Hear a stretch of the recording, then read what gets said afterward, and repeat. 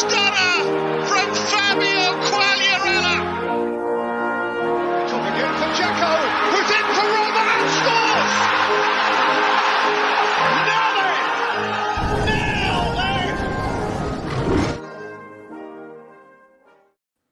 Ciao ragazzi, and welcome to another edition of Serie Sitdown. I'm Frank Crivello. He's Richard Kharman. Ciao, Richard. Ciao, Frank. How are we doing on this? I don't know what date it is anymore. Was it Monday? Tuesday? It's Tuesday. I can't keep track. It's Tuesday. We're grabbing the Tuesday night time slot out of respect for the Milan Weekly Pod guys who record on Monday nights and just guys doing their things on Sunday nights. So, we're here again, pounding it out, and just like Atalanta pounded it out today on Brescia without Gomez, without Ilicic, and Zapata only playing for a half, they still score 6. You know, last week I had said that nobody can compete with Juventus depth-wise. Well, there's no one team that's close. That's Atalanta. My goodness. Yeah, they got some kids involved out there too. Tameze is an interesting player for them going, in the midfield. They had the young Croatian back there, and the name escapes me. That played that was part of the back three. Yep. So they had that, and then they had a chance to play some other guys. Coley came in there and got an assist on one of Pasalic's goals, and some of the other fellas. Milan Weekly Pod is actually checking in. Let's go. Hey, Stephen, good to see you, man. It was Atalanta doing Atalanta things. And did you see Kay Murray? Dropping the quote. I like it. And like as you said, I don't know if it originated here or we heard it from somewhere else. Either way, it's glad to hear that the Atalanta love is spreading around, and obviously. We had to have started that, because I think we've been saying that for at least 2 years now. We have been, and yeah, it's good to see that other people are saying like Kay Murray of ESPN. So this next time, just give us a shout out or whatever. We'll jump on SportsCenter or whatever. Yep. We're not shy, and we're cheap. So yeah, very true. Just beer. Going with the Lakefront IPA tonight. Lakefront Brewery, Milwaukee, Wisconsin. Shout out to them.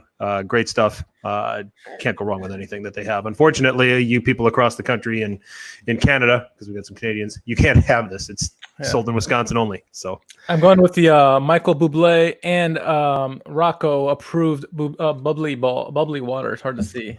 There you go. Do you think Rocco turns up today? We'll hope so. I'd love. You didn't want to do last week after. You didn't want to be on last week. It goes without saying, Sometimes you got to take a break, especially when you're hot, Yeah. I don't blame it. So we've got some weekend action that took place, a couple of marquee games, 30 goals over the 10 games, and that's 3 goals a game. I mean, Serie rolling at a good clip, a lot of scoring going on, but also a lot of good goalkeeping going on too, which we'll touch on. Yeah. We'll touch briefly also on learning the fates of the remaining teams in European competition when those resume. A little matter of Atalanta and PSG. Giddy up. Gonna be fun. Lots of people. What's Neymar going to do without the ball? Roll around. How do you foul? How do you foul a guy when he doesn't have the ball? So that's what I want to know. Yeah. So he'll find a way. We shall see. But the marquee game from Saturday, Richard. Let's start with that. It was Juventus hosting Atalanta. Maybe the last real hope for a team to make something out of a title race. And if they won, they would only be 6 points back with 6 games remaining. So it would have been. I'm available Tuesdays, laughing out loud. Steven, we'll get you on then, man. Next time, we'll remember that. Absolutely. We should see if we can get. We want to get him on now. See if we can get him on now. It'll be the first time. Although we had Nima come on the preview show, he came on halfway through when we did the preview this year. You remember that? I do. So, I do. But no, we can always bring him in. So if he wants to work that out, Steve, you want to jump on? We'll get you on. Anyway, let's get into this. It was Juve and Atalanta. Juve comes out with Szczesny in goal, back four of Quadrado, Bonucci, Matthias de Ligt, and Danilo. Midfield, Rodrigo Bentancur, Blaise Matuidi, and Adrian Rabiot. And then in attack, Bernardeschi, Ronaldo, and Dybala. No Pjanic. Was that interesting to you? It was. It doesn't surprise me that Rabiot was in there because he's been playing well as of late. But Matuidi hasn't had the strongest of last few games, and that was surprising to me that he was in there over Pjanic. But I'm sure there was a reason, I guess, by Sarri. But that was a little odd to me not to see him inserted in there. No. Atalanta countering with arguably the best lineup they can put out there. Sans, Robin Gosens, Pierluigi Golini in goal, a back three of Toloi, Palomino, and Jimshiti. Hatibor, Deron, Freuler, and Castan. Papu Gomez, Ilicic, and Duvan Zapata. Just filthy. That's such an amazing lineup. Filthy.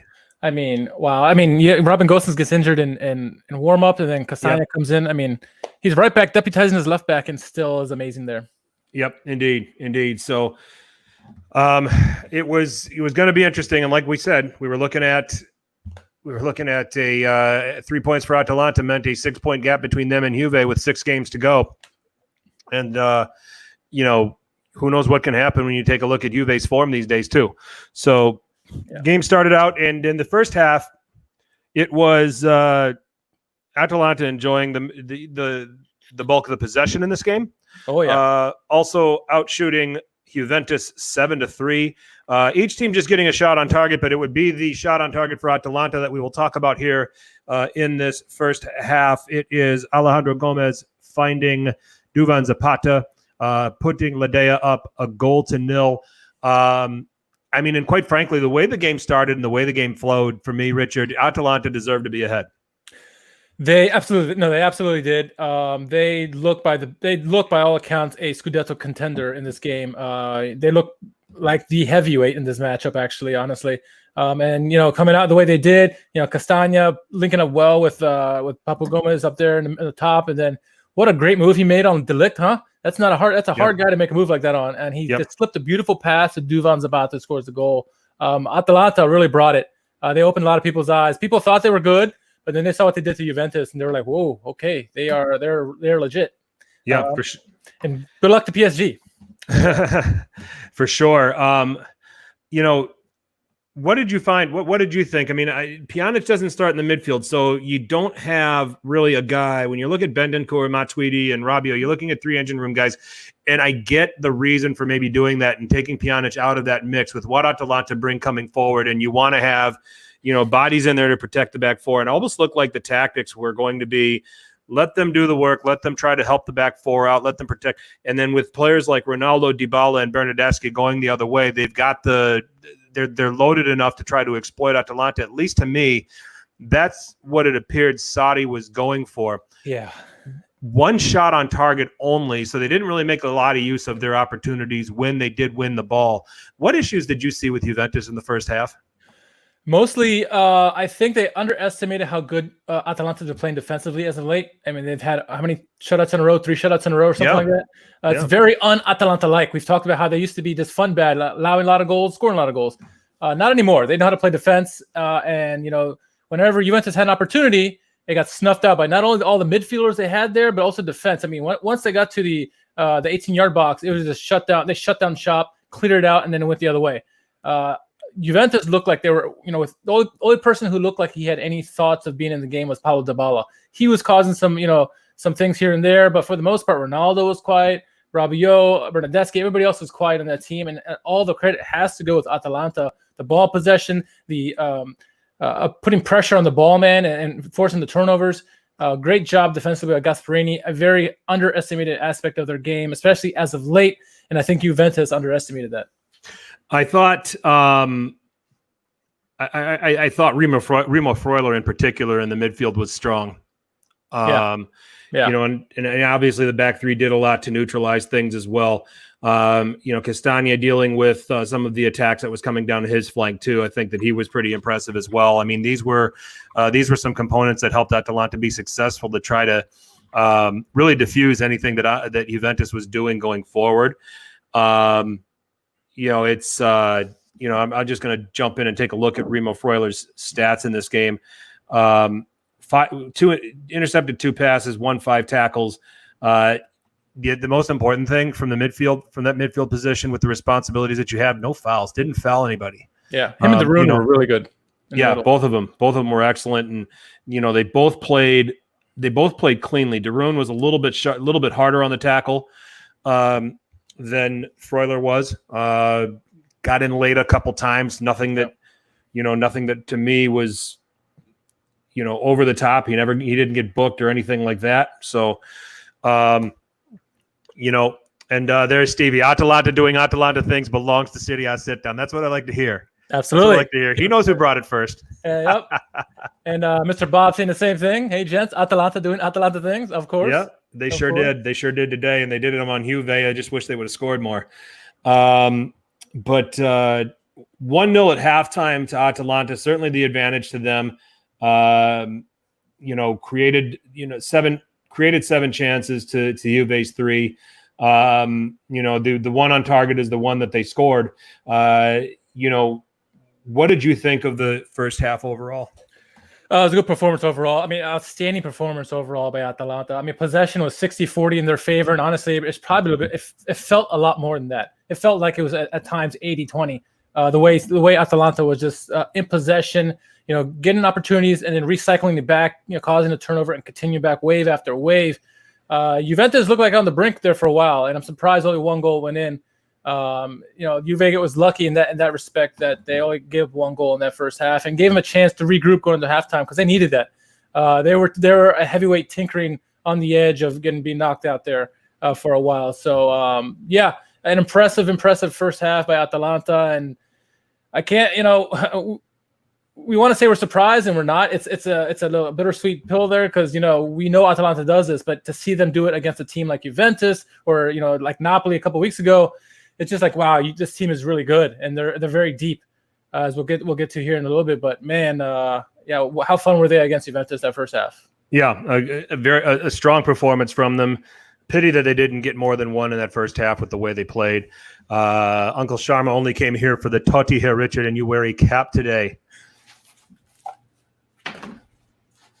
There we go. That's not Totti hair. That's Kevin Karani here. We discussed this. It's going on Bobby English hair right now here in a second. Yeah, we got to talk about him too. Yeah, we are. We're bringing back all of our favorites this week. We're going to talk about Bobby English. We're going to talk about Fazio. We're going to talk about Kalinic. We're going to Fazio and Kalinic. Good gravy. Oh. Yeah, Mr. Bob Lex. They are fun to watch, and yes, definitely a great chance for them in the Champions League. Yeah. We'll break that down here shortly. So, the talking points that everybody came away from this game and lost in the performance from Atalanta, and let's bring up the first one. Handball in the penalty area, penalty to Juventus. Penaldo makes it 1-1. Yeah, it's you brought up a good point, I think, on Twitter where you said, for those, especially the Milan fans, last week or when was it when Milan played Juventus and we got the handball against Bonucci, and everyone was saying that was a handball, and then now they kind of turned the hand on this. It's like it's a very similar play. It's my take. This penalty and the penalty we talk about later, they're both penalties by the law.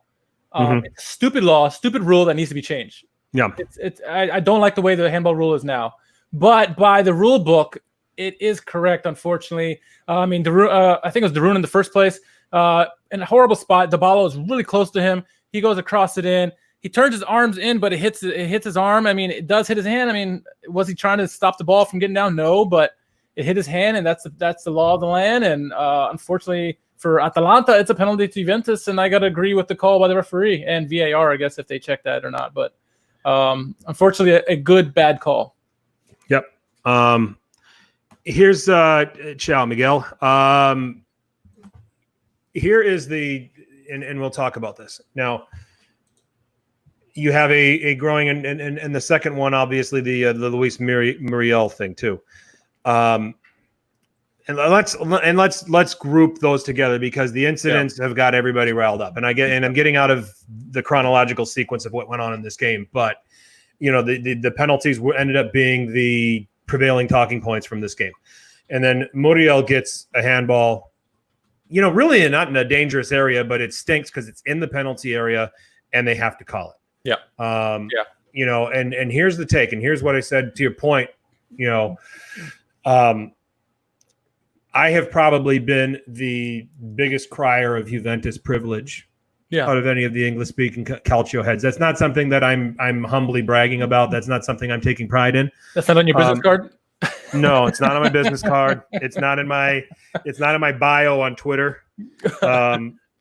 But it's the rule that's in place, and the way that and we all hate it. Yeah. Because it comes down to what we perceive as common sense, and it comes down to versus what the officials are told to interpret. And Nima made a point. I breezed through one of his tweets where he said this. It isn't only getting called like this in Serie A. It has been getting called like this in the Premier League. It's been getting called like this in La Liga, Bundesliga, Liga. Okay, it's not an Italy thing. It is a shitty interpretation of the handball rule. Okay, but to the credit of the officials, not just in Italy but around Europe, it has been consistently called. Yeah. If you're going to call the handball on Bonucci in the Milan-Juventus game, you're going to have to call the handballs here. Absolutely. Okay. If you like that call against Bonucci, you got to like these calls here, unfortunately. Yeah. And you don't have to like it. Nope. I don't like it. Stevie says here, the rule is terrible, but in the end, those are the rules, and that's what we have to live with until they change it. And it's unfortunate. I think it's a having two heavyweights like this and the game being pretty much dictated because of these fouls. Juventus, did have to earn those kicks into the hands, but whatever. This is a good time to look at those rules and look at the offseason and think about tinkering with them and change them, because they're too broad now, and I don't know how the rules are going to change and what you need to do to make it more clear, more black and white, but I don't like the way it is now, and many people don't. But until it changes, we're kind of stuck with it, and it's going to be hard to bitch and complain about it until they change it, unfortunately for all of us. So take it and run. And the thing that I think is going to inconvenience a lot of people that I'm about to say, I don't think they're going to change it. I just don't think they're going to change it, because how do you change it? That's a difficult part.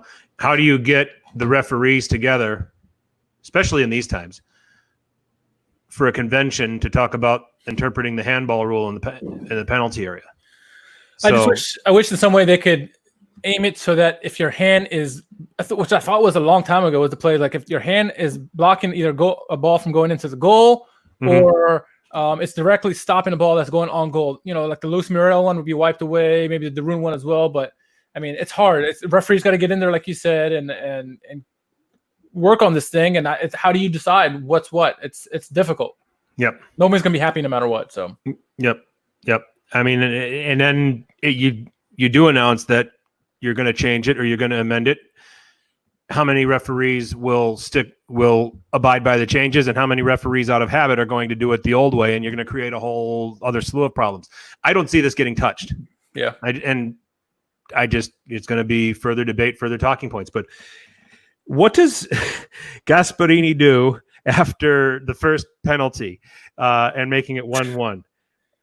He over the course of, in the space of 10 minutes, he brings out Josip Ilicic, he brings out Duvan Zapata, he brings out Papu Gomez.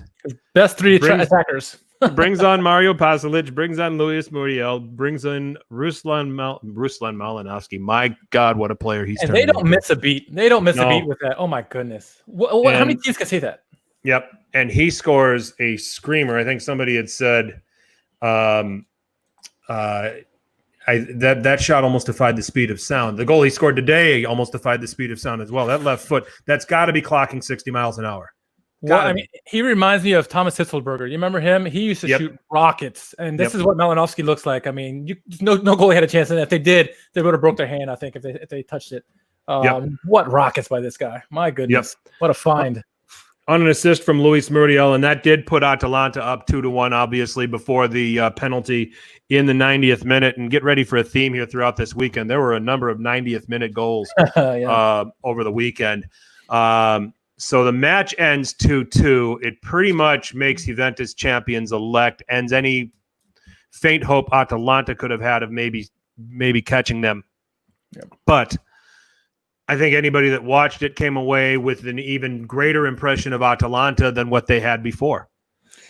No, absolutely. And some of the stats that came out of this game from Atalanta, they're just mind blowing. Honestly, I mean, now they have 3 players with 15 or more goals in one season. It's the first time it's happened since 1952 Juventus.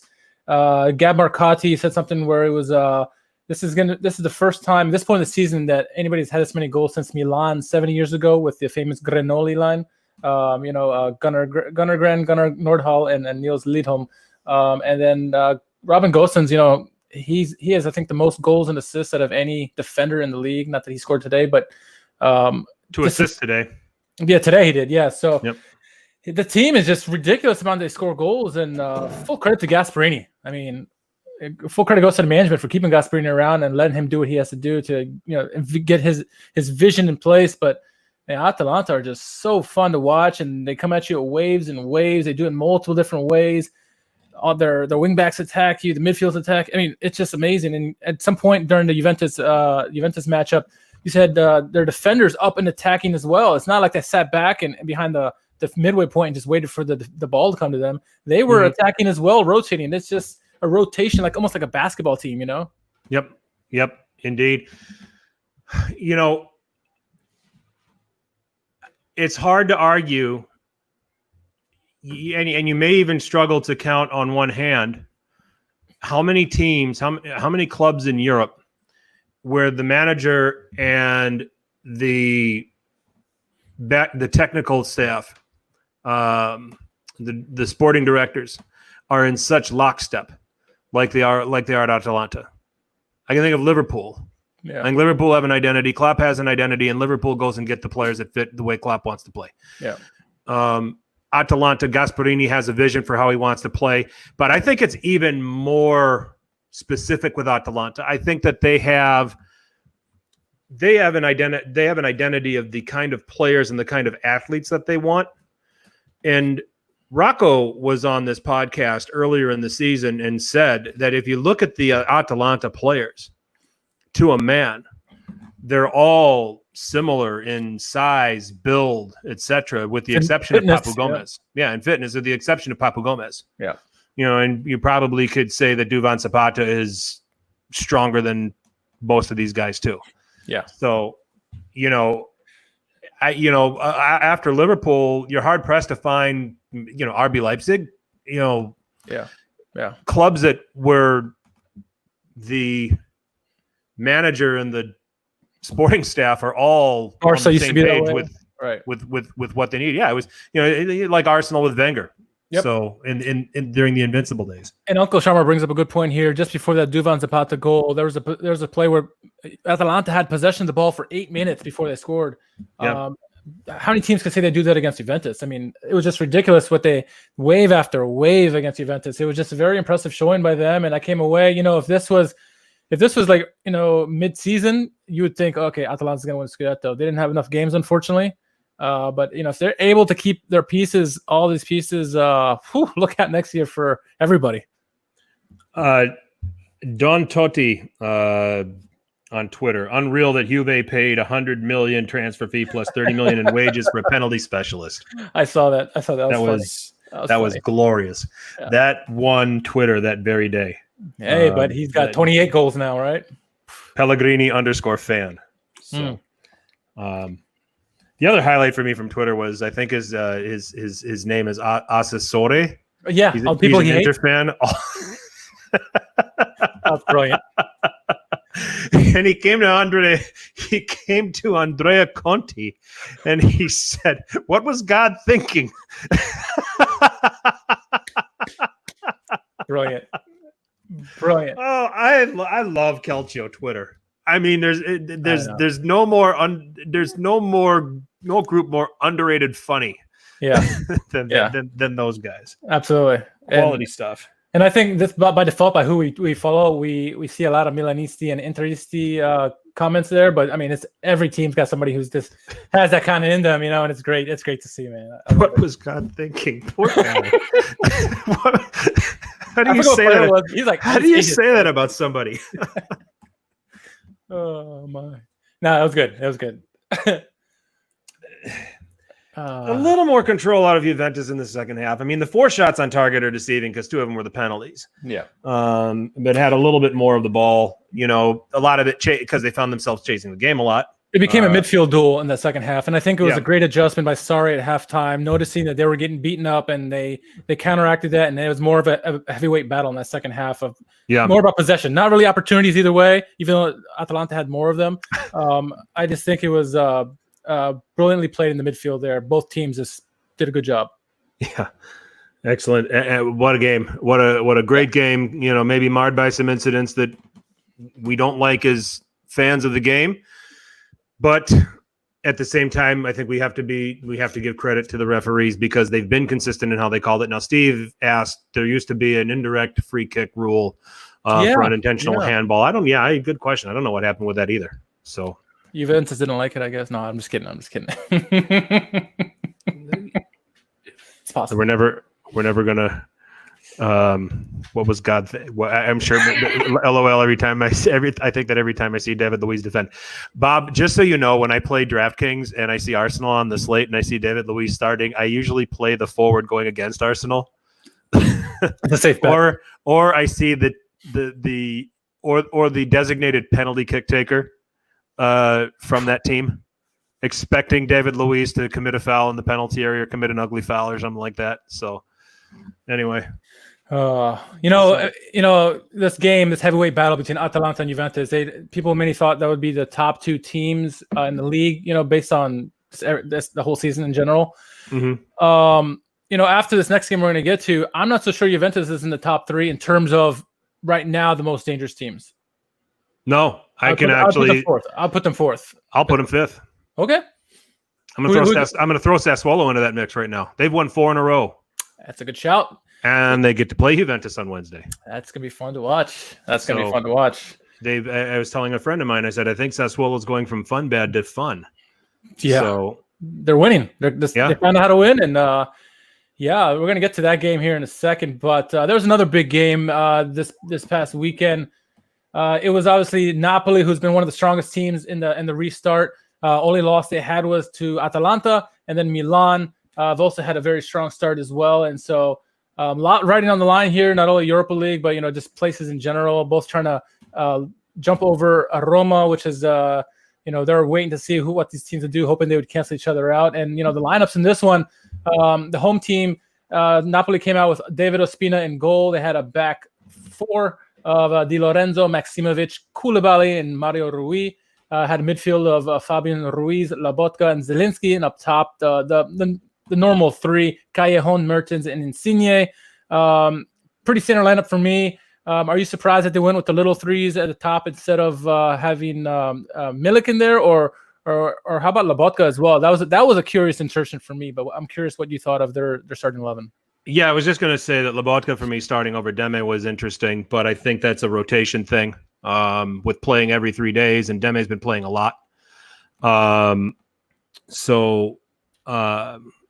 I think they scrapped the rule when they changed the handball rule. I think that's probably right, Bob. Yeah. But anyway, so Lobotka coming in for Deme, that like I said, that might be rotational.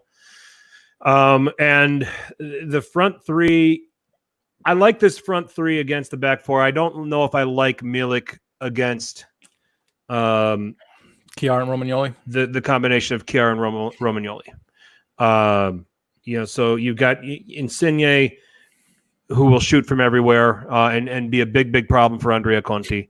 You've got Dries Mertens, who can do a lot of running and unlock. And I think when you look at what Higuain did to unlock the 2 center backs on Rabiot's goal last week, you're going to have Mertens doing that a lot more than Milik. Milik's going to be a ball holder. Milik's going to be a big target that's going to get up against one of them, and it's not going to be, and we talked about this. He'll tend to be a little bit more predictable to deal with, where Mertens will get in there and mix it up a little bit. And then you've got Callejon with a bevy of technical tricks with his ability to pass, his ability to serve a ball, and things like that. It's a good front 3, and it was one that, was going to pose a problem for Milan. For me, it was going to pose a bigger problem than starting Milik. As a Milan fan, I would have liked Milik to start. No, yeah. If I was as a Milan fan, yeah, I wouldn't want Milk to start, but because the front three that Mertens, Callejon, and Insigne, they're going to cause trouble. Just they're moving around in general, and they can play in any one of those positions. It makes it difficult for a defense. And looking at the Milan starting lineup, Gigio Donnarumma in goal. What was God thinking? Andrea Conti at right back, Chiara Romagnoli and Teo Hernandez round out the back four. In the midfield, you had Kessié, Benacer, and Paquetá, and then up top you had Çalhanoğlu, Rebic, and Ibrahimovic. It was kind of like a 4-2-3-1. What'd you make of the lineup? Fairly standard lineup there. Yeah, but I mean, we learned the hard way that Paquetá is not a flank player. No. And so that was a curious one for me. I thought it would have been something where when I initially saw the team lineup and I saw those three sitting in front of Kessié and Benacer, I thought that, Paquetá would be in the middle, Çalhanoğlu would be on the left, and they were starting Rebic on the right. But that's not what happened. So Rebic moved around though, a little bit here, but Paquetá, I think, is more comfortable playing in a central role. So for me, it was a strange setup that they put together, but also understand, and you're trying to Miguel's point, you're trying to figure out how to replace Castillejo in that lineup with what he brought. But this is the way that Pioli was going to try to make it work in this game. Yeah, and we'll get to the guy who we thought could take his place, Salamakers, a little bit later. But in this one, it's kind of a team of two teams playing to their strengths. You had Napoli playing to their possession strength. Not many teams can outpossess them outside of maybe Atalanta. And then Milan sitting back, defending, and then counterattacking. Both doing it successfully. I thought it looked like a heavyweight bout in this one.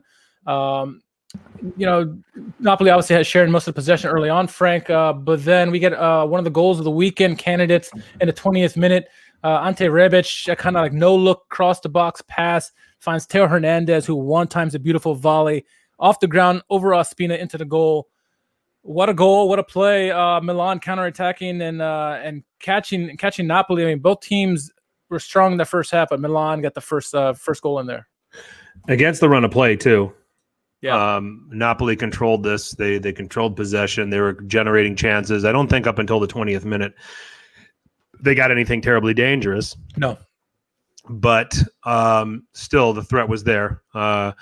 Milan goes the first time of asking. They score. I usually see this all the time with Milan. They're the team that's controlling the possession. They're generating the chances, maybe not getting anything on target, and then the other team goes the other way, and on the first opportunity, they score. Yeah. So Salsiccia maker. Yeah. So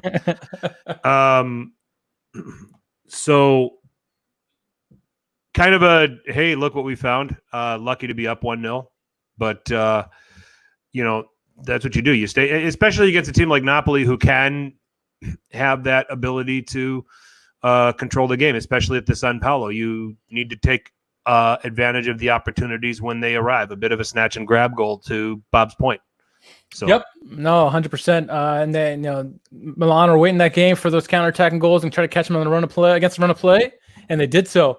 And Napoli would get back into their possession and try to get a goal back. You knew they had it in them.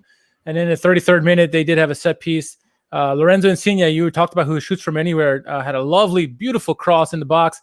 Looked like Di Lorenzo was going to get on it from the beginning. Gigio flubs it on the doorstep. Di Lorenzo puts it away, 1-1. For me, and to Steve's point, Gigio, he needs to get that. He parted away poorly. He should have came out a little bit more on that. It was his fault that goal happened, but what a play by Insigne to swing it in the box, and Di Lorenzo, heads up on the plate to get that goal in.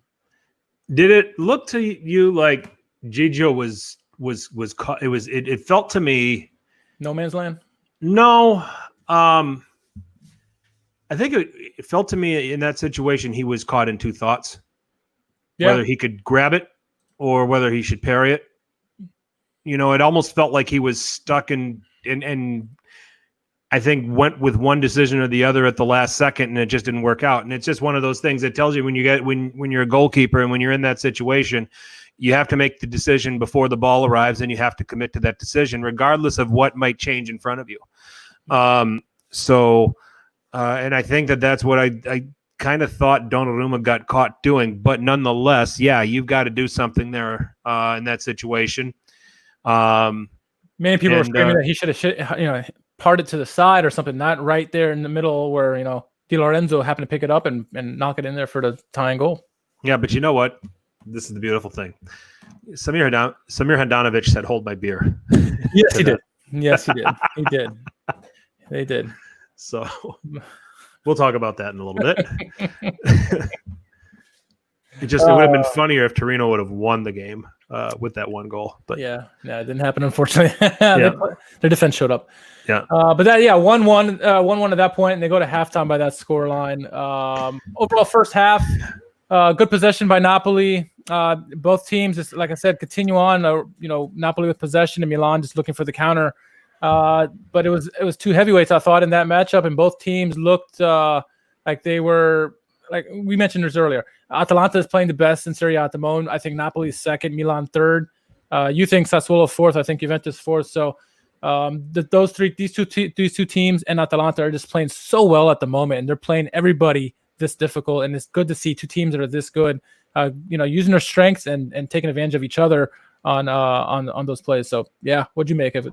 Well, I mean, for the calamity that was that issue that led to Napoli tying the game, the mistake by Donnarumma, he also kept them in position. He had some big saves early on to keep it at 1-1. So, and it's like I said, he's been both good and tragic in this game.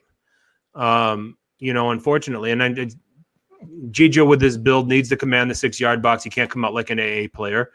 And that's what Steve says. Bob says that happens with a lot of goalkeepers. You reckon he trusts his defenders in front of him? I think he trusts his defenders fine. I think this is I think it's a decision issue, and unfortunately, I don't think that if I go, I think hard enough, I think long enough. This is not the first time this has happened with Donnarumma. Where, and I think that's yeah. For as many games as he's played, he's still young. And might just get, okay, I can catch this. No, I might have to parry it, and then get caught in that moment. And that's how you flub it. And go from there. But it was mystifying to me. But so for as much as we'll rail Donnarumma for that mistake, he also kept Milan in this game, because I thought Napoli, after that first half, I thought Napoli deserved more than what they got in the first half. No, yeah, I agree with that 100%. And I think with Donnarumma is when he doesn't have to think about the play, when it's a reaction save, he's brilliant. Yeah. When he has to think about it for just a split second, it kind of throws him off. He can't make that decision just right yet. It'll come with age, like you said, in time. But he could have done a lot better with that. But like you said, he had some great saves in that first half, and it ended up 1-1 there. So coming out of the second half, a change that we kind of expected. Paqueta off, and then Salamaker's in. He would not have the full second half, but we'll get to that. So the goal scoring started in about the 60th minute or so. Beautiful play. I think it was Callejon coming down the right hand flank, beating his man. I think it was Teo Hernandez, swings it in, and Dries Mertens gets good, decent wood on it, right through the 5-hole of Gigio. Donnarumma messes up completely. Another flub, lets it go right between his legs and in the goal. Another one he should have had. He had some big plays, but he had two duds in this game for sure. But I'll start with before that issue. I mean, the run by Mertens was smart. And that's just Callejon and Mertens playing just so many games together and being able to read each other and anticipate that. But Benacer and I was going to bring that up. Yeah. Benacer needs to catch it quick.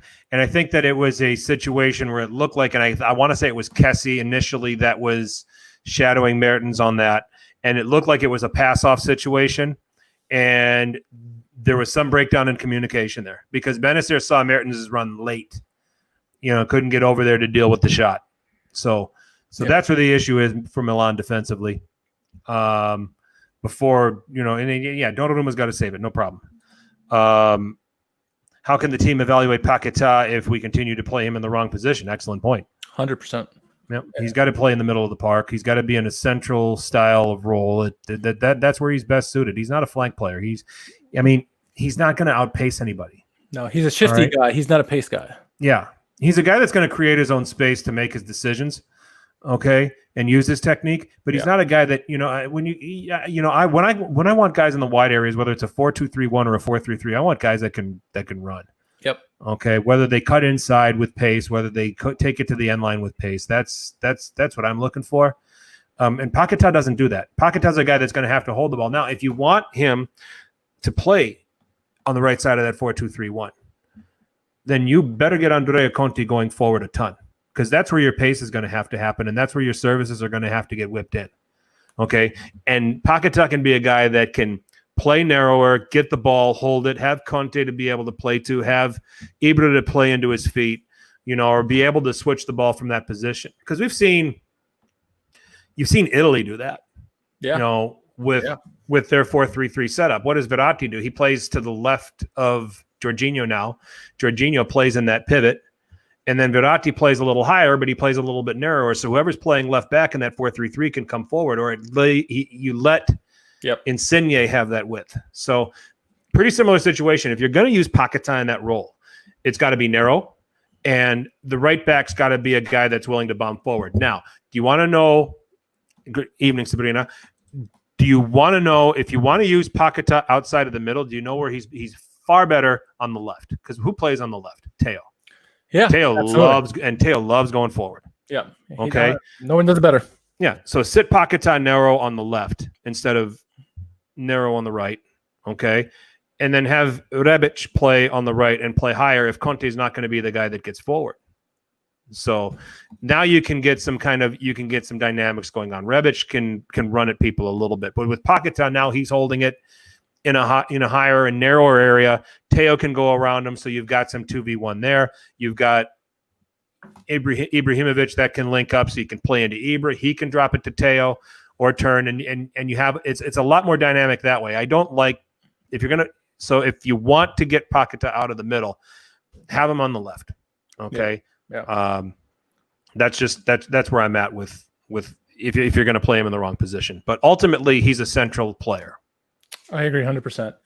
Napoli take the lead in the 60th minute, 2-1, and they fully deserved that lead at that point, in my opinion. They looked the better team. Even though both teams are playing well, I think Napoli did a little bit more, that they deserved the lead in that one. As a result, and it's probably going to happen before the goal or not, but Giacomo Bonaventura comes on for Çalhanoğlu. Zlatan comes off. Leao, comes on. So a little bit pace, a little bit fresher guys in this one. This wasn't an Ibra game. It was not. He was frustrated all game. He was frustrated. Not with Koulibaly back there. Yeah. I mean, it was an easy night for Koulibaly. Yeah. Because there's not a lot of dynamism. I mean, Ibra's so technically good and he's a presence, but he's easy to track at his age. Let's face it. Okay. So it's a lot easier for Koulibaly to deal with someone like that versus somebody that's going to be a little bit shiftier. So yeah, you had to make a change, and as much as we all revere him, it was the right move to make. Yeah, no, 100%. And we get to a point of the game where, the theme of the weekend is handball calls or just fouls in general in the box, penalties. And we get to the point, and I want to get also the reaction of the people in the chat as well. In the 70th minute or so, Milan is pressing up forward. A ball gets in the box. Bonaventura gets taken down by Maksimovic, I believe it is. Yep. They call a penalty. They go to VAR. They confirm it's a penalty. A lot of people on Twitter were either for a penalty or against the penalty. What was your take on the penalty there before I tell you what mine is? Oh, wow. I think we got a gift. Do you? Yeah, I think we got a gift there. It was there's not much in it. There really isn't. I mean, yeah, there was a collision a little bit there. But I don't think that it was enough to warrant calling it a foul. So my take is that I thought it was a good call. I did. Yeah. It took me a while, though. I deliberated back and forth a lot. I watched a lot of angles. There's two angles in particular. There's one, and I want to say it's maybe not directly behind Maksimovic, but just to the side where it looks like his thigh hits Bonaventura, right? That's one. And another angle from the behind Bonaventura where his foot at the same time takes out his foot. So to me, it looked like there's 2 points of contact there that came down. Now, was it strong enough to make him fall? I don't know, but at the penalty, it's not as clear-cut penalties, I think. as the two in the Juventus game, even though those are debatable. But yeah, I was fine with the call there. Obviously, I'm happy as a Milan fan, but I've seen worse calls. So I was okay with it. Even if whether it happened to Milan or Napoli, I thought it was a good call. So I found it to be on the soft side. So we'll agree to disagree on that one, I guess. Mr. Bob says he thought it was a soft penalty. Then, well, he's asking us. Stevie says terrible penalty. They're removing soccer plays from the game. That was a tackle. Yeah. Do you know where soccer plays get removed the most? Youth soccer. And I think it's just because referees are just so damn inexperienced. And when I coached for so many years, and I had to, when a foul would get called against one of my players, and instead of arguing with the referee, I would just say to my player, I would clap and say, "Hey, that was great defending. I thought you were unlucky. That was great defending. Back up. We'll get it back." It's things like that. Or I think I've even said to referees, I said, "You're taking the game away from them." So I'm arguing that it's on the soft side. Yeah, and I think our chat room is split as well. We're talking about refereeing and good refereeing in particular. We talked about last game. The referee there did let them play a couple of times. Froller making some tough tackles on Dybala and some other guys like Cuadrado, and they let that play go. And I thought those were good plays. And that's soccer, football that we're used to. And then sometimes there's plays like this where it could have been a little bit softer call, and unfortunately it goes. And this time it's a penalty. So referees could be more consistent in that, but I love it when they do let them play. That's probably the appeal for a lot of people in the Premier League, is because they do let them play a little bit more. It's a little bit tougher in that league, but regardless, I think it is getting softer overall. And you have guys like Neymar who just roll like 500 times after they get hit. So yep, doesn't help. Doesn't help. Regardless, a penalty was called. Frank Kessié steps up, scores the goal. That would be all the goals in the game, 2-2. But before the game ended, there was a little bit of drama. Milan, of course, had to bring the drama. Salamakers in the 85th minute, he gets a yellow for a stupid play. 2 minutes later, I guess he had amnesia, did another stupid play. He gets sent off with a red card. Oddly enough for me, I think Theo Hernandez earlier in the game should have got a red card when he got a yellow. And I forget when he got the yellow card, 75th minute.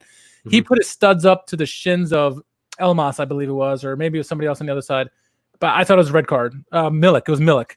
And then Conti had another play a couple minutes later on Elmas. But Theo Hernandez got away with one, I think. Salamaker's stupid on that play.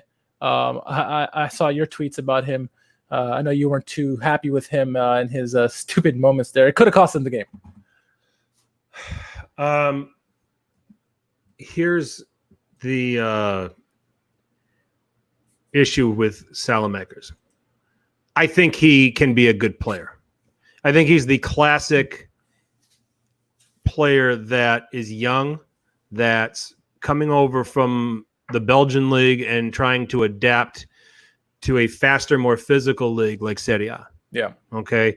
So I think that he's got some decent technique to him. I think he's still trying to figure it out in a more competitive environment.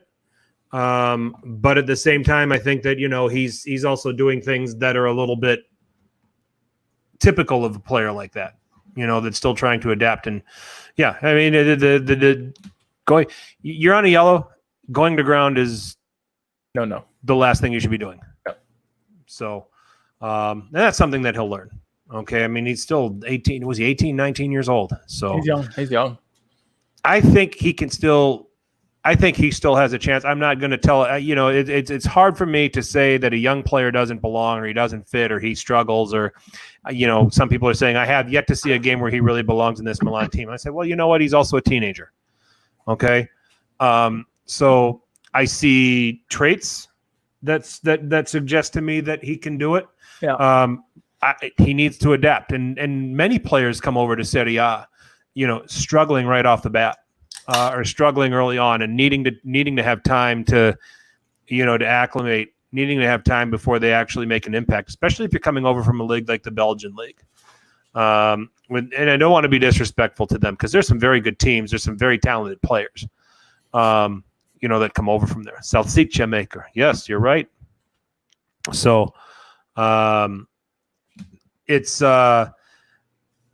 So, there's an issue there. And then, you've got some other clumsy challenges that went on in this game from Milan. Yeah. And that they got away with it. And there's, when you're in good form and when you're having some success, you're also riding a little bit of a wave of luck too. Yeah. In the process. Game end 2-2. Looking at statistics, 50-50 was possession. Surprised with that. I guess I'm not surprised because Milan were down 2-1. They needed to catch back up, so they were going to have some more of the possession because of that. Saves, Gigio made some big saves in the game, like we said. Had 2 big flubs, but he had some spectacular saves, and he kept them in the game, honestly. Total shots, I think it's 14-4 in favor of Napoli. Yeah. Shots on target 9-4. So, overall, it's kind of the assessment I got is that Napoli. Looking at this game, I thought Napoli was the second best team in the league. Watching this, just the way Gattuso's got them playing, they're humming now. They're playing almost Sarri-like ball now. He's kind of like, you know what you guys are good at.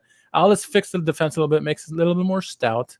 Yep. And they look every bit of it, and Gattuso is looking better and better each week, each game because of it. And Milan, they didn't look like slouches either. They looked like they could take some punches and then counteract. So. 2 good teams here, I thought. Having 2 big heavyweight matchups in this week was fun to watch, and I was happy. I think the person who's most happiest, or the team that's most happiest, is Roma. These 2 teams, not they share the points, allows them to get a win and get some separation, which is I know they're happy about because those 2 teams on their tail trying to take that 5th spot away from them. Yep. On the whole of the game, Napoli deserved to win. I agree. With the chances that they created. I'm going to go for some shock value with the man of the match, and I'm going to say it's going to be Donnarumma because, he had 2 tragic mistakes that left Milan with only a point, but you can also argue because of him, Milan have a point. Yeah. Instead of 0. It's going to be a polarizing situation for Milan fans, across the board. But he made, I'm going to say it again, he made 2 mistakes on the goals. Misjudgment on the Di Lorenzo goal, just needs to flat out come up with a save on the Mertens goal. Yeah. But the other 5 saves were all critical. And he came up big, and allowed Milan to be able to get a point out of this at the San Paolo. And I said it right after that match was over with. I said, you take this point and you run as far the fuck away from the San Paolo as you can. Yeah. So, so for me, it was Donnarumma on the Milan side. You could probably say Frank Kessie was very good again. And then when I look at the Napoli side, Dries Mertens for the goal that he scored. Yeah. And Insigne was very influential in this game. Mario Rui played really well. I agree. On the left side as well. I thought that those guys were all good. So, but you could say if it's not for Donnarumma, Milan would have won. But you could also say if it was not for Donnarumma, Milan would have lost. So yeah. No, it's a fair shot. If I wasn't picking Donnarumma, I'd probably pick Chiara. I thought his defense, played really well. He did a really good job, especially when Milik got in there. He was, able to counteract him, and he did pretty good against the Littles while they were in there together. So the Littles, is that what we're going to call them? Yeah, I'm going to call them. I like that. They're all 4'5", Insigne, Mertens, Callejon, the Littles.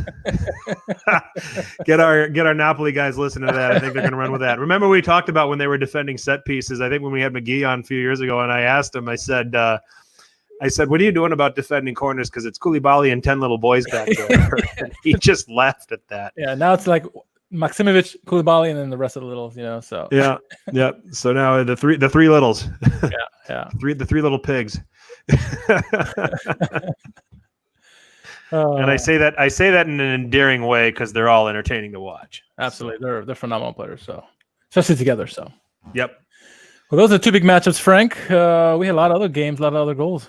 Yeah, let's jump into it, and then we will let the fun started on Saturday, and we have a game here that we're going to have to unpack a little bit too. Here, Richard, Lazio 1, Sassuolo 2. Luis Alberto in the 33rd minute. Putting Lazio ahead, but then Sassuolo coming good in the second half. Raspadori in the 52nd. He actually had a goal called back. Yeah. In the first half, and I got to go back and I got to find my game sheet on this. I think they called it offsides on his play. But yeah, Caputo set him up beautifully for his goal. I mean, what a play. Yep. Giacomo Raspadori scoring and then turning provider in the 91st minute. So in stoppage time for my cousin Francesco Caputo to give Sassuolo the 2-1 win. I went to Twitter and I said, Sassuolo has won 4 in a row and they're only 4 points out of 7th and no one is talking about it. Wow. The Zerbi deserves mention in the Manager of the Year conversation. He's not going to be the winner, obviously, but what a job he's done with the team. We've talked about how they've been fun bad, and they figured out, like you said earlier in the podcast, they're fun now. They figured out the defensive end. They've strung some wins together now. They beat Lazio. It's a quality win for them. You know, Lazio is a head case at the moment, but it's still a quality win against a team like that. So they continue to find ways to do it, whether it's the normal front three, or you get the new man Raspadori in, and he gets a goal. So yeah, it's a great job by De Zerbi overall, and it's great to see that this team is getting some wins now and maybe getting some notoriety that they probably deserve. We talked, they scored a lot of goals, but they're also been a joke because of the defense that they had. But now they're kind of maybe finding a new light. And good for Sassuolo to have a youth team product in Giacomo Raspadori. He's a little shit, 5'8", 152. He's tall compared to the littles of Napoli. Yeah, he goes to Napoli, and then they have a target man, right? Yep. Yeah, there you go. Oh man, that's great stuff. But no, he like the look of that kid. I mean, he's in the mold of those little Napoli forwards. He buzzes around a little bit, and nose for the goal, and gets in good position. He got in good positions in this game, and makes it 2-1. But Sassuolo's in that spot. But for Lazio, and Jerry has said this. It's I caught Jerry saying this, and Jerry's a broken man right now. But they're playing the same guys every 3 days. I mean, Inzaghi is running this team into the ground. I mean, this. It's what we complained about Sarri with Napoli a couple years ago. Yep. Not rotating enough, not enough depth. Yep. I mean, you had two. I see two changes from the last time they played. I see Jordan Lukaku started, and I see Bastos started for Patrick and Johnny. So after that Milan loss, I said Atalanta is probably going to finish second this year. I think we see it now, but that Atalanta loss that they had early in the restart messed them up mentally. I think it set the tone for sure. It did. They came up 2-0 lead, looked like they're going to be world beaters still, and then Atalanta roared back, beat them, and then they never looked the same since. Immobile is finding it hard to struggle. He's finding it hard to score now. He's still getting goals here and there, but look out now. Ronaldo's had so many goals. They looked at the statistics in the first 14 games and then since the 14 games, and there was like 11 goal difference between them, and now it's 1 goal. Granted, a lot of penalties, probably from both players, really, but it's that's why Michael Lisi put out a poll saying, "Who do we think is going to win the Coppa Cannonieri, Immobile or Ronaldo?" Immobile, he's going to win. I picked Ronaldo, and I know you don't like to hear it, and Jerry either, but the way the trend has been setting with both these players, the forms of their teams, you got to like Ronaldo and his team a little bit more than Lazio at the moment, just because there's so much head cases there, and they can't figure it out, and every game they're just getting beat by teams they shouldn't lose to, and it's crazy. We talked about this with Inter in the past and Roma in the past. This is Lazio this season now, unfortunately, at the very end of the season when they couldn't afford it. Yep. Part of me thinks this Sassuolo run will normalize, though. Here's their next 4: hosting Juve, at Cagliari, not a given. Very steamy in Sardinia this time of year. Hosting Milan, and then at Napoli. So part of me thinks that with that slate in front of them, they'll finish up at home against Genoa and then Udinese, but things normalize a little bit. And then when you just look at the remaining fixtures, maybe they're not that big a threat for the European places, but it's worth noting right now because they are on 46 points in 8th place with Milan on 50. So, so that's, Anthony Leo checking. Yeah, the boys checking in on the drive home. Do you know what it is? I know what it is. It is what it is. It is what it is? No, I don't know what it is. Lazio shitting the bed, I guess, every time of year. I don't know. Yep. Welcome to the show, Anthony.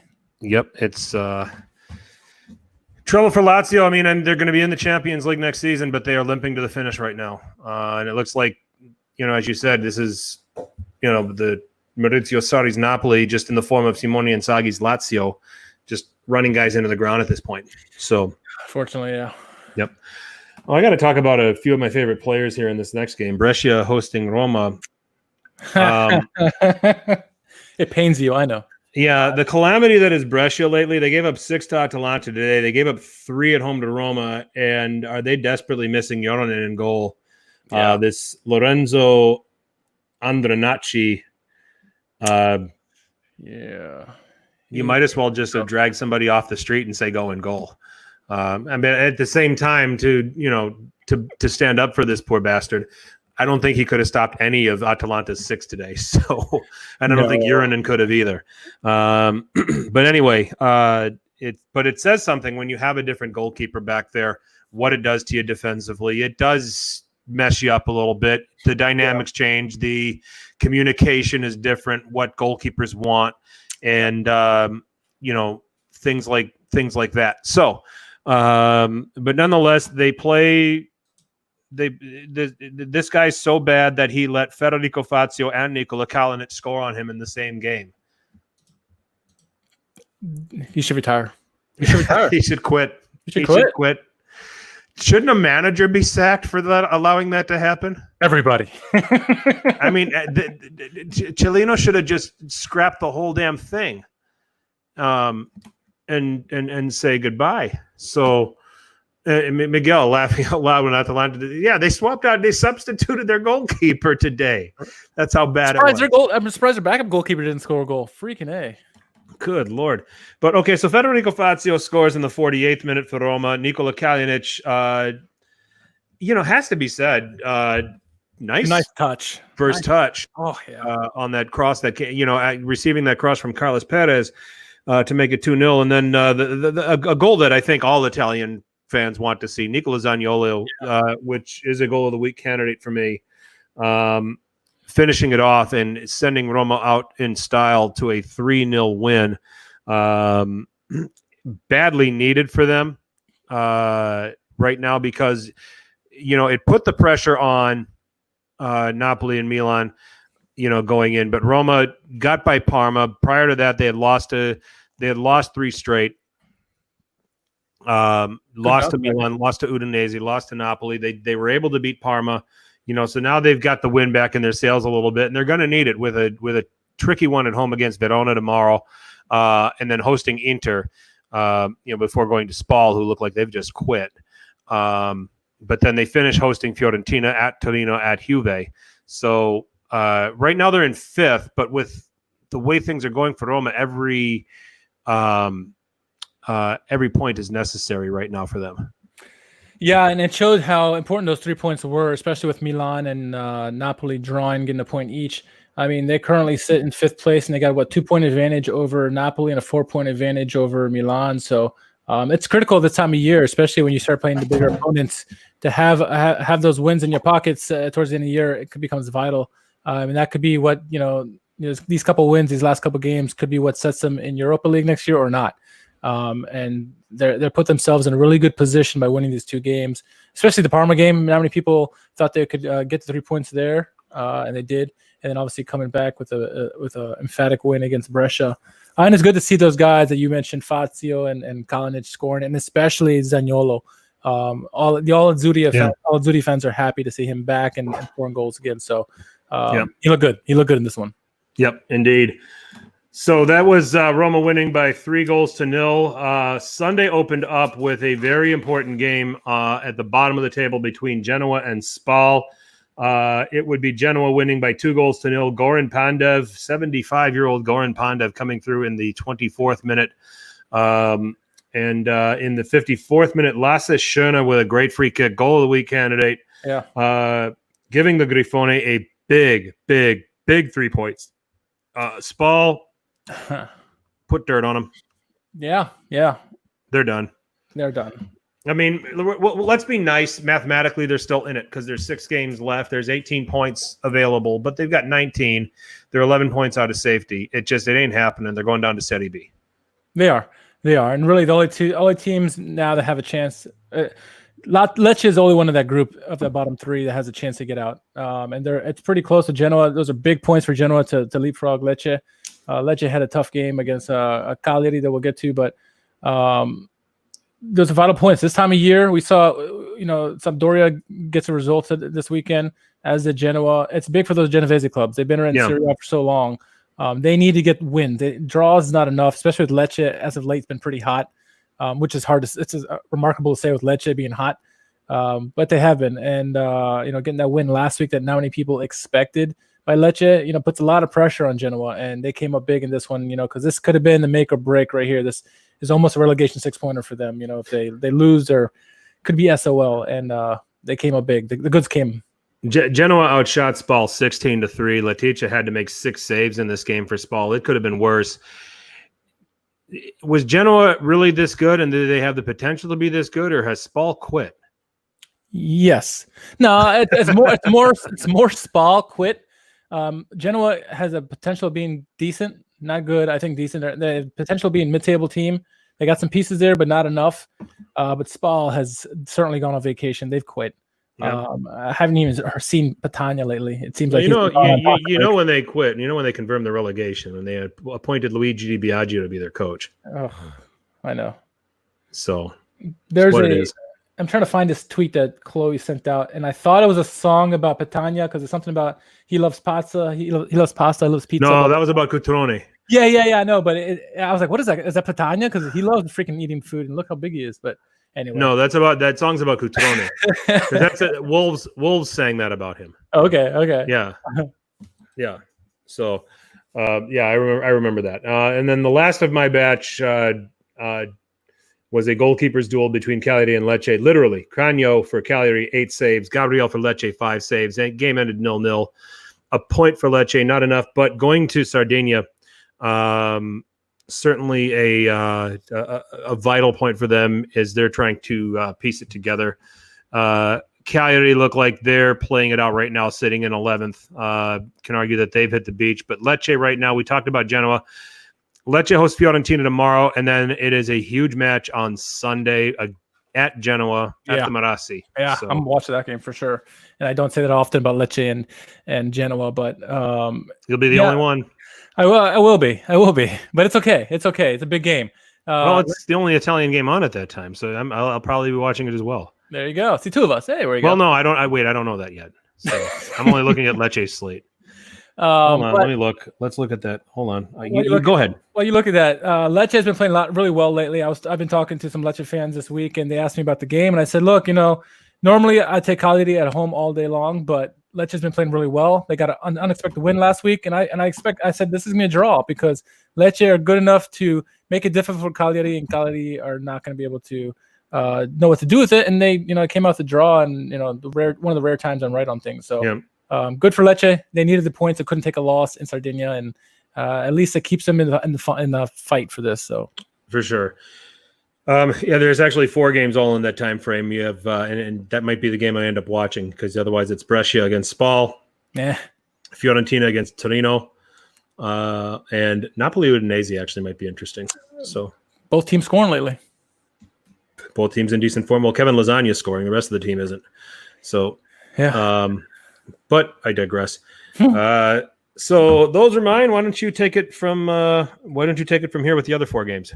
Yeah, sure. So first we're going to start off with Fiorentina and Hellas. It wasn't a big game by any stretch because Hellas has been playing really well. Fiorentina not so much this year, but scoring started early. One of the goals of the week candidates, Amrabat, who's been playing sensational this year with a lofty chip over everybody. Finds a streaking Faraoni who does an overhead kick, gets it past the keeper, 1-0 at that point. Now, did Amrabat turn and look at Comiso and say, I bet you can't wait till I do this for Chiesa, right? Right. Yeah, exactly. He's been a phenomenal player this year. He's going to be a contender for the top 11, I think, coming the end of the season. But we'll get to that when it comes. Yeah. Hellas looked like they're going to squeak away with a 1-0 win. But the man, we were just singing this song about Cutrone. He comes up big, comes up late in the 90th minute plus 6 minutes is stoppage time, 96th minute. equalizes it late. I think it was a pass from Chiesa, but I could be mistaken.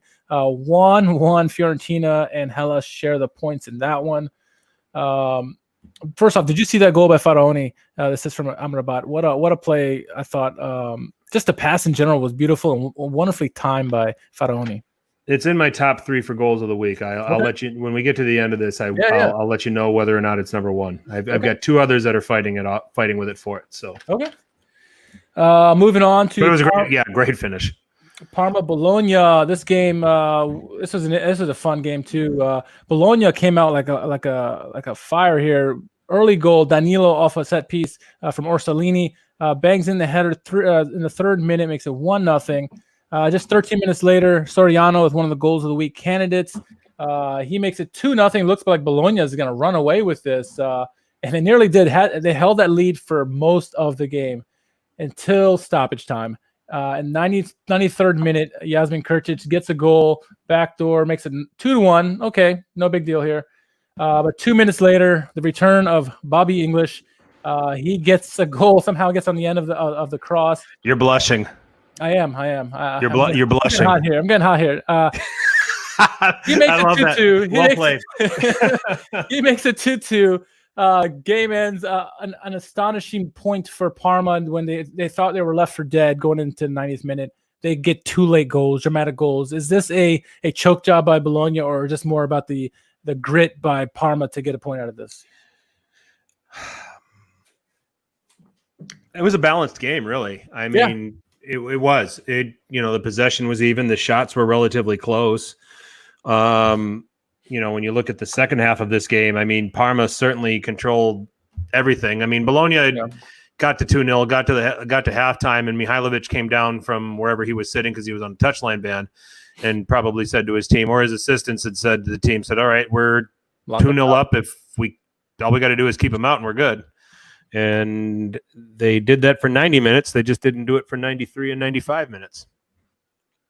Unfortunate for them, you play till the end of the whistle, right? Yep. I was going to say all 90 minutes, but that wouldn't count in this situation here. That game ends 2-2. Another team that needed to get some points, because they're towards the bottom of the table. I'm talking about Sampdoria. They were on the road to Udinese. Sampdoria historically has not played well on the road. Scoring started early by the inform Kevin Lasagna. Took him most of the season to finally get back into shape. He scores in the 37th minute, makes it 1-0. Just before halftime, a gut punch for Udinese as Quagliarella gets a goal, makes it 1-1 going to halftime. That kind of seemed to turn the game on that at that point. Sampdoria started putting their emphasis in the game. It took them a while though to score another goal. It wasn't until the 84th minute, goal of the week candidate Bonazzoli with an overhead kick scorches it past Musso there, makes it 2-1. And then to add insult to injury, Gabbiadini also with another goal of the week candidate. I mean, these are 4 goal of the week candidates here in this game, or 3 at least. Lasagna was a good one as well. Gabbiadini makes it 3-1. Sampdoria walk away with 3 points in that one. And then to round things out, Pazza Inter hosting Torino. Pazza Handanovic as well. I mean, he made Donnarumma look like a genius in that play. Ball was in his hands. He drops it, and Belotti's right there. Il Gallo scores a goal, 1-0 in the 17th minute. Did you see that play? I mean, whoa, my goodness. I've never laughed so hard in my entire life. Other than the Conti and Conti, what is God thinking? Clearly things are funnier than that, but oh gosh. Parma said not so fast to Bologna. Bob saying, did they just lose concentration at the end? I want to rewind back to that real quick. Yeah. Do you ever have, you get the pep talk from the coaches and they say, I want 90 minutes of full concentration, effort, and energy and all that stuff? Just 90? What if the referee adds on minutes? Do we just stop at 90 and then they see?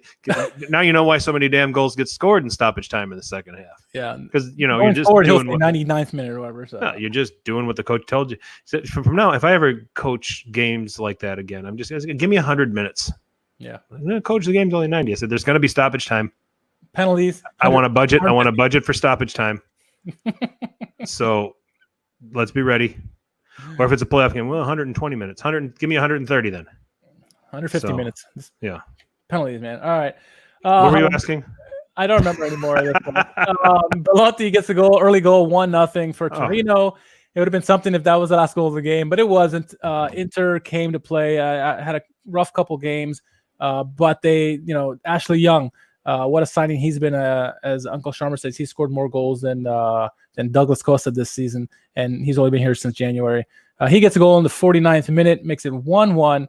And 2 minutes later, one of the goal of the week candidates, it was a Sanchez to Brozovic to Sanchez to Young, back to Sanchez to Godin for a goal off a set piece. A brilliantly played set piece there. I like that one. Inter. For me, great team goal there, 2-1.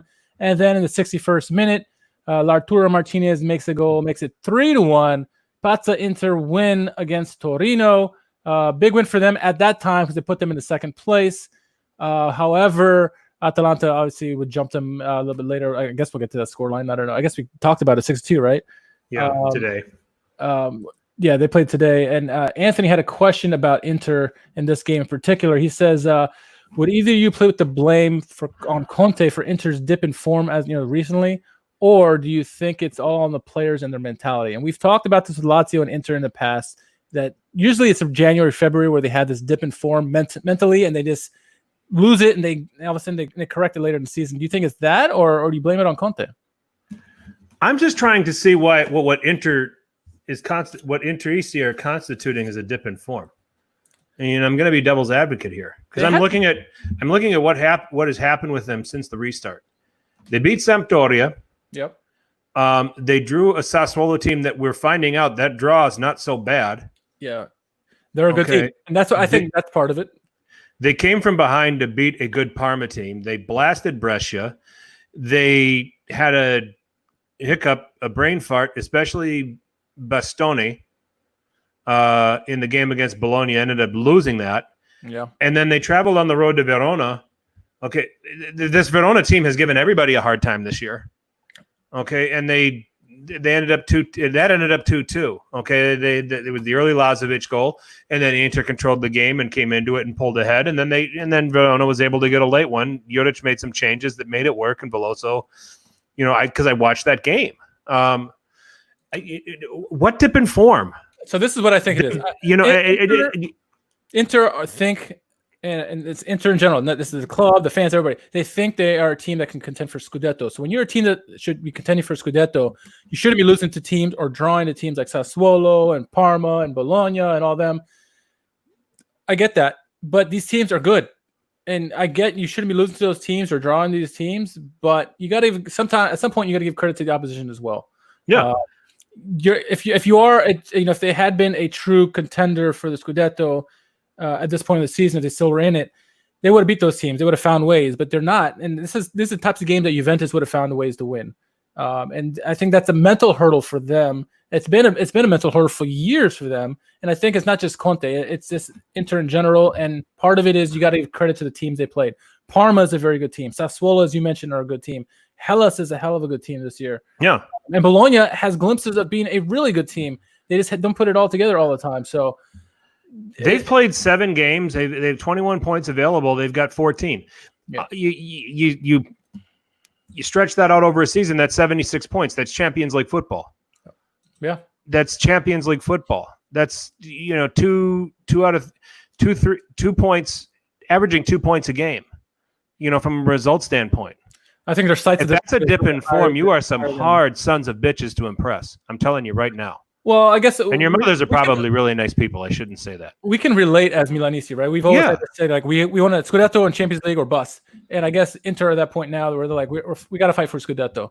And many of us thought that when Conte came in, it wouldn't be Scudetto the first season because it would take some time. Second season with him, yeah, he's going to be contending for Scudetto. I never thought the Inter was going to be winning the Scudetto this year.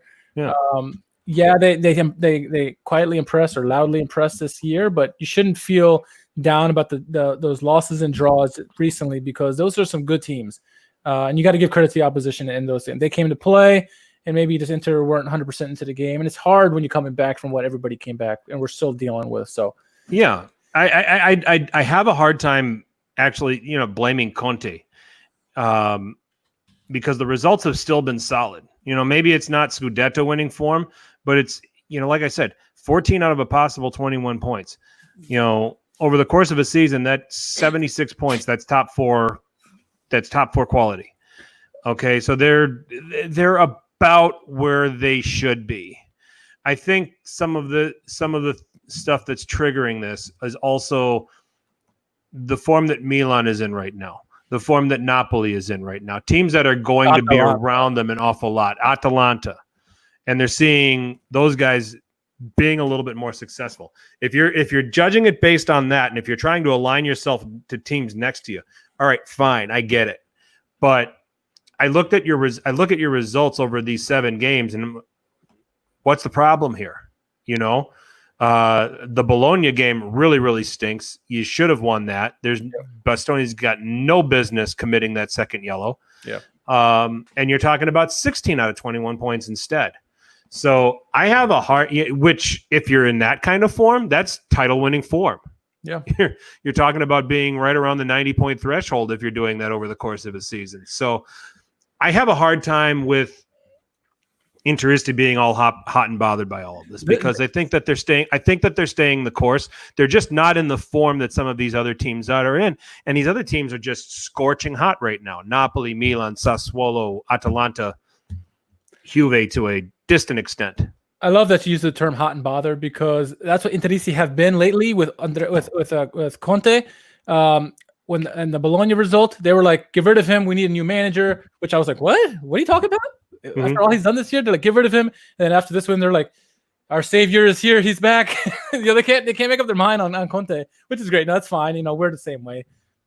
It's the Milan brotherhood there. Maybe it's every team in general just crazy like that. But it's just funny seeing it from the sideline, watching their result, their reactions to both those 2 results, and it's funny. That's Yeah, and and the whole Antonio Conte might be sacked. Max Allegri might come in.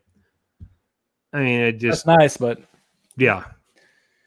I mean, it's they got a good thing going, I think, and I think next year they're going to be challenging for Scudetto. That is my belief, 100%. Unless some meltdown happens, and they're going to be one of the teams. I'm not going to say they're going to be sure. the team, but them, Atalanta, if they keep their guys, and obviously Juventus, and maybe some other teams like Napoli and Milan. Maybe, who knows? Maybe I'm stretching Milan, Lazio, Roma. Hey. Yep, we'll see. But I mean, and they recovered nicely. They played fantastic. I mean, you look at the form that Alexis Sanchez is in right now, and you're turning around to, if I'm Marotta right now, I'm turning around and I'm looking at Barcelona. So you want how much for Lautaro? 120 million. Okay, we can do this now.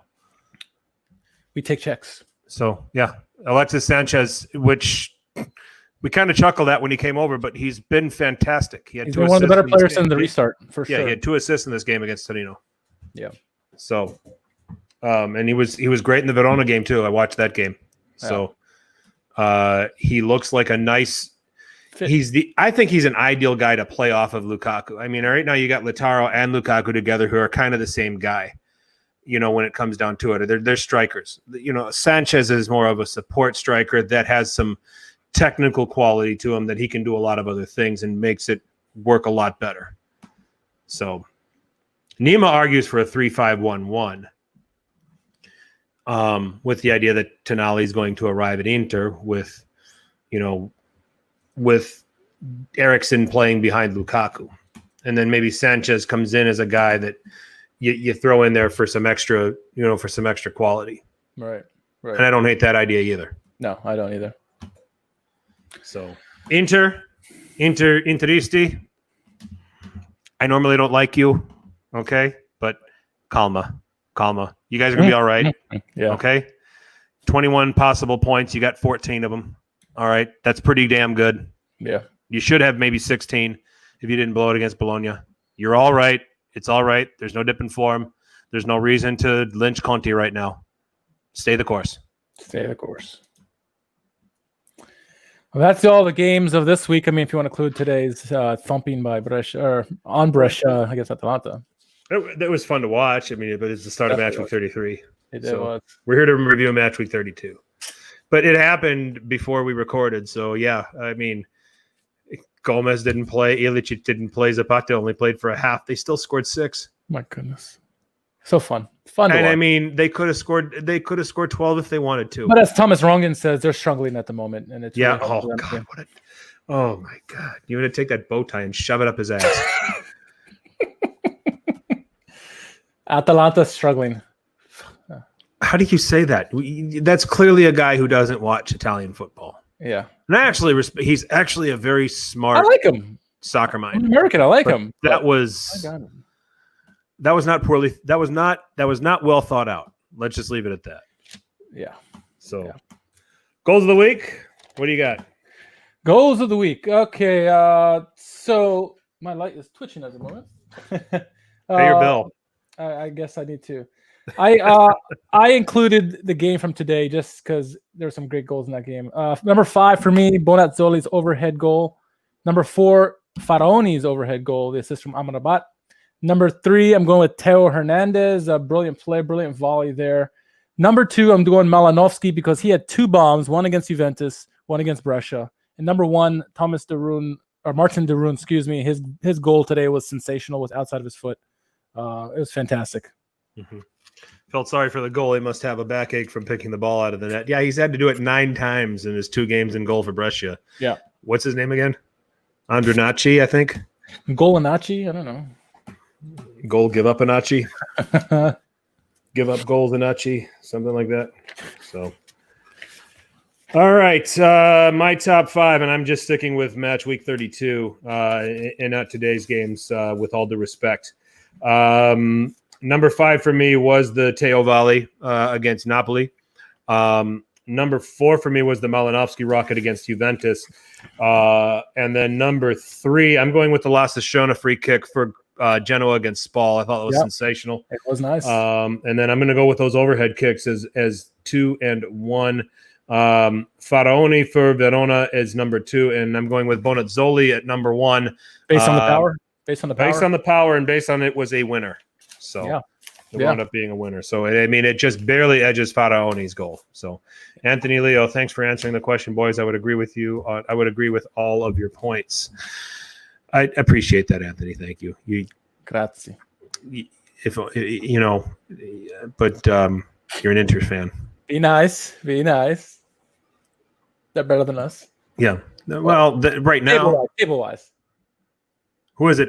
Inter Philly. That was at Inter Philly who was the one that was saying that 2 Milan clubs are so far apart. Yeah. And he has caught nothing but shit for that for the last 2 weeks.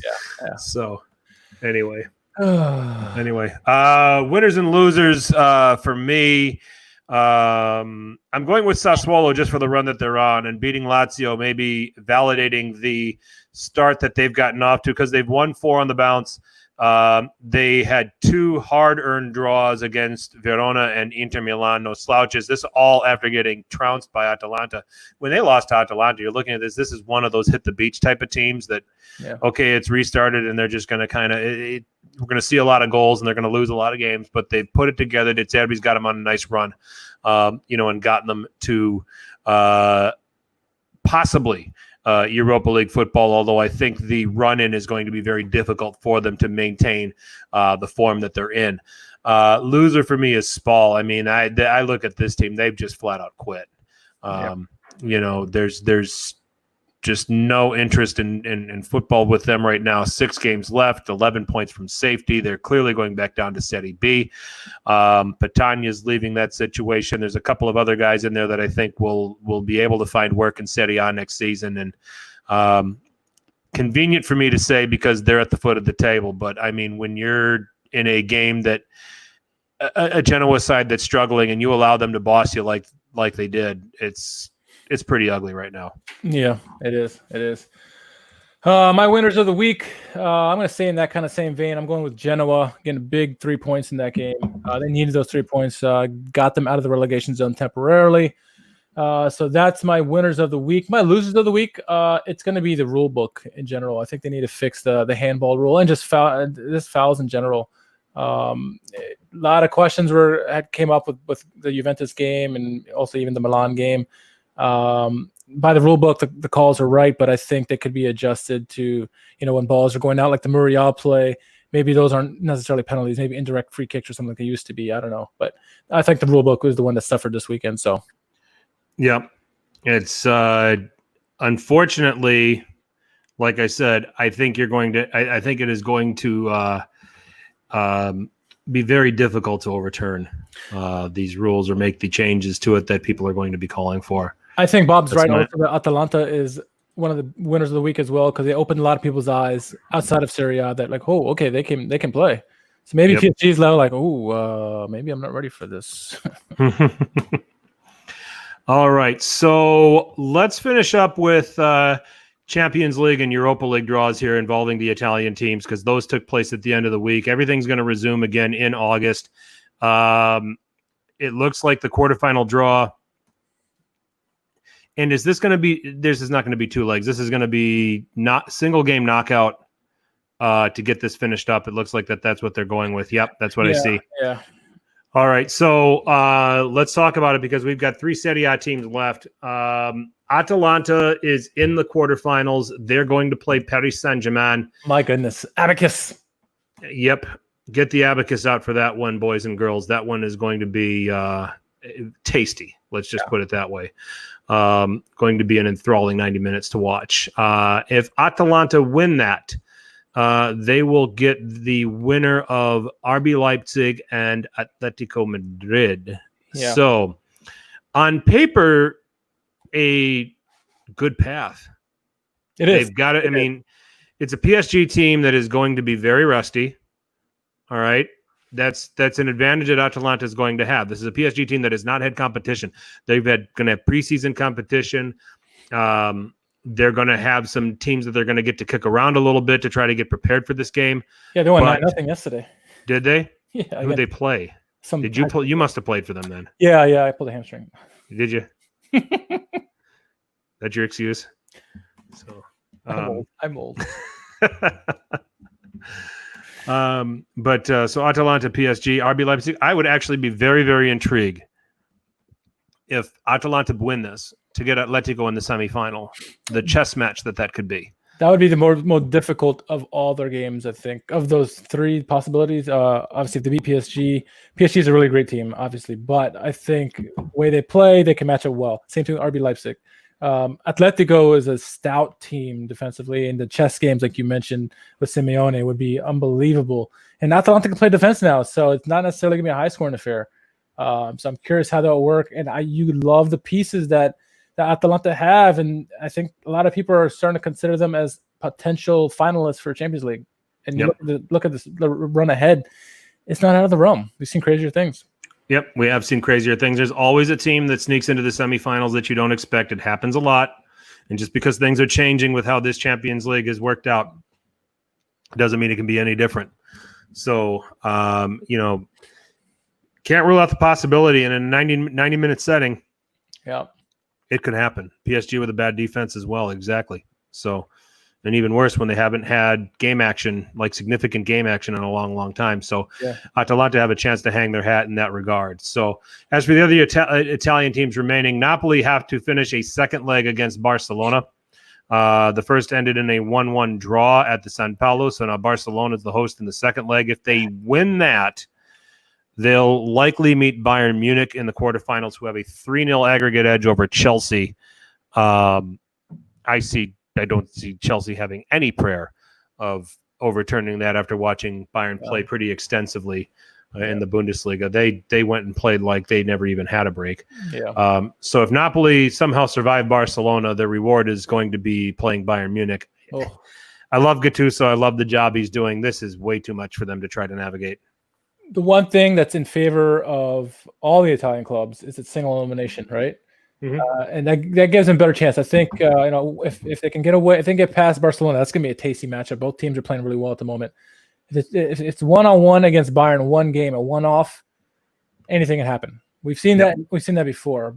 Bayern are playing very, very well, but Napoli, you got to like their chances. They're not going to get dismantled. I think, especially if they beat Barcelona, they're going to be riding a lot of confidence. They'll still be playing Serie A at the time, and Bayern will be off for even longer than it is right now. So, yeah, it's with the one-game eliminations, anything can happen, and it's a difficult line for Napoli to get to the finals, but it's not crazy to think they could get there. Yep, indeed. Juventus have to overturn a 1-0 deficit to Lyon. If they do that, they'll face the winner of Real Madrid and Manchester City. And currently, Manchester City hold I believe, a 3-1 aggregate lead over Los Blancos. 2-1. 2-1. Okay, yeah, thank you. 2-1. So, again, Juventus have the advantage of playing a team that has not seen real competitive action in months. So there's some advantage for them there. I think they can beat Lyon. I think that it becomes Real Madrid, Manchester City. I think, again, another environment where, like you said, 90 minutes. They just need to be better than them for 90 minutes. If they can do that, they're in the semifinals. And these are two teams that I think that can happen. As dominant as Manchester City have been, when you look at their games in the Premier League, I mean, they beat Liverpool 4-0, but they beat a Liverpool team that was hungover after winning the Premier League. Okay. And they've just, and you look at the teams that they've blown away at home. Who are you wowed by? So Real Madrid have found, they're a team that are finding ways to win again under Zinedine Zidane. They're not as dominant as they were under Zidane 1.0, but they've got a good tactical structure to them. Yeah. I think that if it is Real Madrid that somehow overturns that result against Manchester City, I don't think they do. I think City's going to win. That Real Madrid-Juventus game could definitely be a 0-0 or going to penalties. But if it's Manchester City, there's going to be goals involved. How do you like that matchup? Yeah, I agree with that. I think, I'm going to say don't discount Real Madrid with Zinedine Zidane. They just seem to win with him no matter what. No matter whether it's pretty or not, they get the win. So if it's Real Madrid and the Juventus, it's going to be a low-scoring affair, and you're possibly looking at penalties there. The Man City one, I think there are going to be goals because I think Man City's going to be able to score with the game time that they've been having. Juventus has been susceptible to goals lately, as we've seen, but they can score too. Yeah, and you got to like Ronaldo in big games. I'm sorry, I don't care how old he is. He's big in these games. So it's gonna be goals in that especially when there's a penalty. Yeah, exactly. Well, it's Europe. They don't get penalties in Europe. Juve don't. They give them up. They give them against Juve in Europe. Yep. Too soon. There isn't any Juve fans in the chat. We can say there isn't any Juve fans that listen to us either. They gotten angry with us, but it's what it is. It's what it is. So those are the paths. So there's a possibility of a Juve-Napoli semifinal, although given the teams that are also lumped together in this draw, it's a long shot. Yeah. So also Real Madrid forwards are scoring again, aren't they? Yeah, in a sense they are, Bob. But Alaves, they should be beating by more than 2. Granada, they just beat 2-1, which Granada is not a slouch. They're a pretty decent side. So it is. By the way, your Real Betis getting Manuel Pellegrini. Yeah. Having him back in La Liga should be interesting to see how he does or doesn't. Yep. All right, Europa League real quick. Now, Inter, Getafe, and Roma Sevilla were supposed to play in the round of 16 when all this COVID broke out, and their matches got canceled or postponed. Right. So they are going to play single-leg round of 16 matches for the right to go through to the quarterfinals. Okay, so they're not playing like these other 6 games. These other 6 draws had a first leg. Right. And we'll play a second leg. So in the case of Inter and Getafe, that's a 1 game, 90-minute winner goes through. In the case of Roma Sevilla, it's a 1 game, 90-minute winner goes through. By the way, Sevilla, big shout out. Thank you for taking Suso off of Milan's hands. And making Champions League. Plus Valenza for Milan for a guy that thought he was Iron Robin. Much appreciated. But anyway, so the draw looks like this as far as Italians are concerned. From the looks of it, if Inter can beat Getafe, they will play the winner of Rangers and Leverkusen. I'm going to say it's going to be Leverkusen. And then if Roma can beat Sevilla, they get whoever wins between Olympiacos and Wolves. And I don't know how those aggregates are. I got to look up how those aggregate scores are at the moment. For what we need to concern ourselves with in terms of this. Yeah, Leverkusen won 3-1 away at Rangers, so they've got a huge advantage. Wolves had a 1-1 draw away at Olympiacos. So Slight advantage. Yeah, so we're looking at possibly if Inter can beat Getafe, they will play Leverkusen next.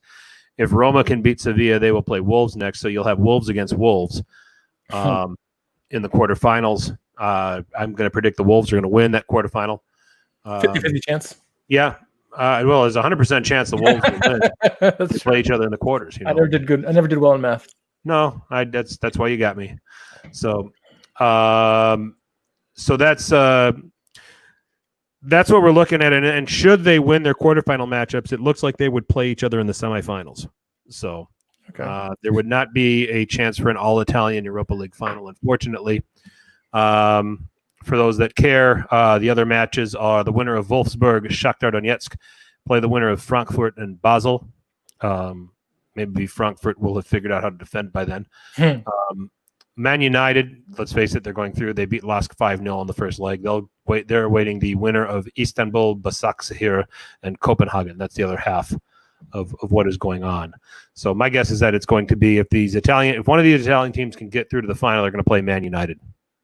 Yeah, and then Man United has played a lot better as of late too. So they're knocking on the door of Champions League. So, those are tough games for the Italian clubs. I think of the two draws, I think Roma has a tougher one of Sevilla, 3-time champions of late, and they just do really well in these tournaments. Many countries don't take this competition seriously. Spanish teams do, and especially Sevilla. This is their tournament. And so I'd be very worried if I was Roma, but they can get them on their day, especially if it's a one-off. And you got to like Inter if it's a one-off as well for Conte planning a one game off against Getafe to plan around that. It's gonna be tough. Getafe are a good team, but you got to like Inter in that as well. So, for sure. So it's gonna be exciting, man. Those August, we're gonna get to see some European games and. It'll be a lot of fun. So just when we think we can wrap this up on August 2nd with Serie A, we're going to have to turn around and see how these teams do in the Champions League and the Europa Leagues. It's going to be a lot of fun. So hopefully we get some Italian representation in the finals of those competitions. Possible chance for that. So I thought Conte doesn't do Europe. Well, he might if that's the only competition in town for him. Only trophy you can get this year. Yeah, it's the only trophy he's got a shot at. So he might have to.